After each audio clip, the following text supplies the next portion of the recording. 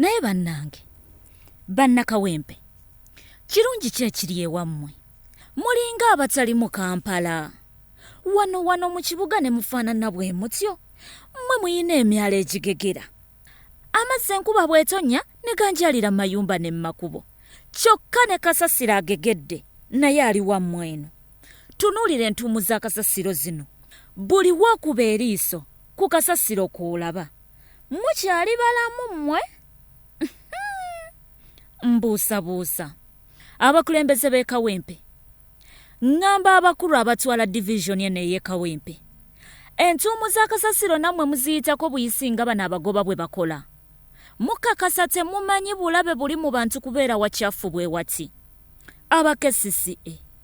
eno embeera tugenda givaamu ddi Kampala nga alabika bubi fenno nga Soul TV wano we tuviiriddeyo ne tubasaba okubaako kye mukolera kasasiro ono